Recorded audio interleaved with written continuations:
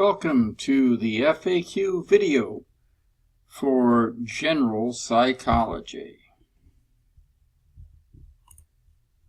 I'm going to tell you what's really important in this class. The winning strategy, the best way to get an A in 3 easy steps. First, memorize every term in your terms list. Second, make 1 discussion board post each day. And 3, follow the instructions and the feedback you get throughout the course. You can contact me in a variety of ways. One good way, when you want to find out an answer for a question, is to post it in the discussion forum. There's a special place for questions about the course, and usually some student who has read the course materials will be able to answer your question before I get around to answering your question. That can be found right on the discussion board, the top post. Another way to get information from me about the course is to send me an email. Send this outside of Canvas from your own email address directly to my email addresses. A third way is to sign up for an individual one-on-one synchronous telephone conversation. Sign up for a blue slot on the answer form where you can sign up for time. Fourth, you can get an in-person consultation, a green slot on my weekly schedule. No reservations required. I highly encourage you to make an audio conversation record of what we say. Do a recording. You should also be on a computer when we're talking on the phone. This way you can follow along with the online materials. We can even work together on the same documents. Don't try to contact me with text messages. Probably best not to call me at home. I'm frequently not there. So sign up for a blue slot and I'll call you. Now the course is set up with a series of weekly modules. These materials are found on Canvas and also at the backup site on Proton. Each module looks something like this. We go through the individual units, 1 per week, and each unit gives you the objectives and the specific terms that you're going to need to succeed in that unit. Don't use online dictionaries or Wikipedia to memorize the terms, and certainly don't use AI chatbots. They are not the best source for your terms. You can watch the assigned videos, reread the lecture notes or chapter in your book. Use the drills, games, puzzles to help you memorize the specific terms. Then you'll be ready for the discussion posts, the quizzes, and even the final exam. The due dates for all the assignments can be found on the syllabus and also on Canvas. We use a 21st century grading plan of multiple options grading. We give you the chance out of 1,000 possible points of different components to reach those points, and you are not graded on percents. So getting a 0 on a specific assignment or quiz does not hurt your grade. You need to pass the course 600 points, 700 for a C, 800 for a B, and 900 to get an A. Now, the easiest way to earn that A is through this 21st century plan, because it gives you more options. It's also possible under the 20th century plan, but easier under the 21st century plan, because no specific assignments are required. You could mix and match and use a variety of different assignments and exams in combination. Indeed, you could avoid taking the final exam. You could avoid doing a project. Most students do. You could even avoid doing the daily discussions. If you did a project in the final exam, you could still get an A. But in general, I would say keep doing the daily discussion board posts. Under the 20th century plan, 2 assignments are definitely required. The final exam and the term project must be completed. The only real advantage of the 20th century plan is that you don't have to meet that rough draft project deadline in order to qualify for it. The most typical behavior of F students is that they stop writing the daily discussion board posts. If you post every day on the discussion board, this can count for 50% of your grade. Anyone can get an A in this course, but most students run out of time before they earn their 900 plus posts. There are no opportunities for extra credit. We don't count late assignments. We don't count assignments that are not properly identified. When taking a quiz or a test, cheating would be getting help from some unauthorized source, a website, a chatbot, or another person. And if you do cheat on an exam or quiz, you get an F for the entire course. If 2 students collaborate with one helping the other, both the help giver and the recipient will get Fs. But the good news is you don't have to cheat. The quizzes and the exams are open note, open book. Use the best possible source to get the right answers. That would be the textbook, and that would be the terms list that I have provided to you. That's where the right answers can be found. The wrong answers will be on the chatbots, Wikipedia, unauthorized videos, unauthorized websites. Now, in order to take the multiple choice version of the exams or quiz, log on to Canvas. And if you do poorly on that multiple choice version, you can do an email version of that quiz or exam. Just don't attach it as a file. Paste it right into the message area. The discussion board is where most of you will earn most of your points. The posts are graded. Each day you receive a score of 0 to 10 based upon the posting that you did that day. You can post on any combination of days in the weeks, even weekends, holidays, spring break. You may post 24/7, any time of the day, any day of the week, even on holidays and break week.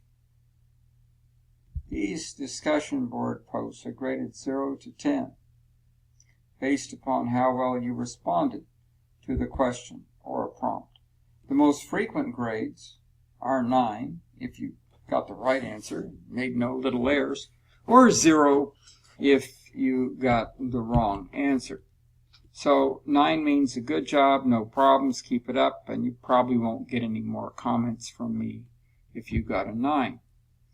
You will lose points for certain minor errors. I will tell you what those minor errors were. A 0 means a major problem, no credit for the day. What does it take to get a 10? Unexpected brilliance, insight, and clarity. Many students have earned A grades in several of my courses and never gotten a 10 on a post. If you get a 10, cherish it, because it is a rare experience. You are allowed 1 discussion board post a day. If you make more than 1 post in the same day, only the worst one counts. So don't try to make up for a missed day of posting by doing 2 posts some other day. It only hurts your grade. You are allowed, on a given topical thread, to make only 1 post. And if you make more than 1 on the same topical thread, we only count the first one. Any additional posts are simply not counted. Now, the term project is not required for most students. It is required for students who are taking the honors version of this class. Most A students earn their 900 points without a project, but only by using the posts and the exams. The reason why you might want to do a term project is it revolves around interesting applications of course content. These can take the place of posts or the final exam. If a term project is approved but not completed, it does not hurt your grade. There is no penalty for an incomplete project, but there's no partial credit either. So even if you get a project approved and you don't finish it, you can still earn an A if you get 900 plus points from your posts and exams. So getting a project approved does not hurt your grade. It gives you more options. The term project in this class is a service learning project, a community-based application of course content. Your specific placement must be approved by the instructor by the date on the syllabus. And then a write-up of your total experience must be completed on a Google Doc created by your instructor.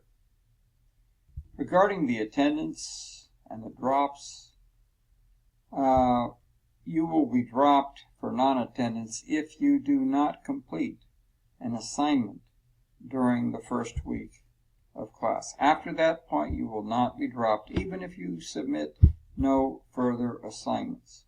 So if you stop participating in class and you've earned less than 600 points, you're going to get a grade of F. I'm not going to drop you. So go ahead and look at some other videos, the welcome video, the email rules, the writing rules, the AI guidelines, the grading plans. Those will help you. Let me just review the more important features of the emails. You should give me at least 2 email addresses, your school email address and a good backup. Don't send me your email through Canvas. Send it to me, to my email addresses directly from one of your email addresses. You should be checking your email every day. And my email addresses, and I encourage you to send it to all of them whenever you send me an email. I have the one at Crafton Hills. My 2 other educational affiliations are the University of Chicago and the Institute for Clinical Social Work. Your name and section